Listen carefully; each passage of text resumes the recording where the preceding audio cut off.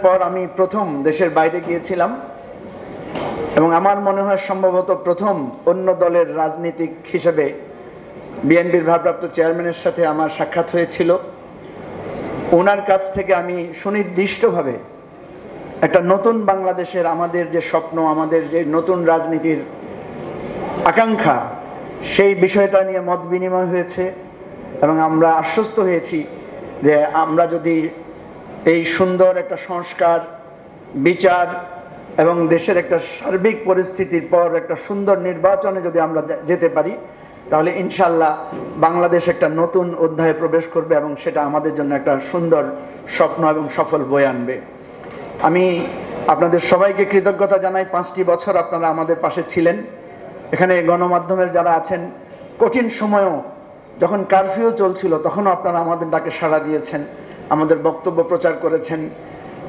রাজনৈতিক নেতৃবৃন্দরা, সিনিয়ররা আমাদেরকে স্নেহ দিয়ে, মায়া দিয়ে, মমতা দিয়ে, দিলারা আপার মতো আমাদের জননী তুল্য, যিনি ঝুঁকি নিয়েও সবসময় আমাদের পাশে থেকেছেন। আমি সত্যিকার অর্থে খুবই আবেগ আপ্লুত।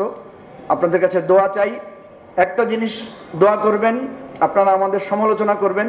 কখনো যদি আমাদের ভুল হয়, আমাদের কথায়, আমাদের আচরণে, আমাদের যে কোনো কর্মসূচিতে, আমরা আপনাদেরকে এই প্রতিশ্রুতি দিচ্ছি যে আমরা যে মধ্যপন্থী ভারসাম্যমূলক রাজনীতি এবং হিংসা হানাহানির বিপরীতে জাতীয় ঐক্য সৃষ্টির রাজনীতি এবং অধিকার ভিত্তিক একটা কল্যাণমূলক বাংলাদেশ গড়ার যে প্রত্যয় এবং সমস্যা সমাধানমূলক রাজনীতি, সেই রাজনীতির পথে আমরা এগিয়ে যাব। আপনাদের দোয়া চাই।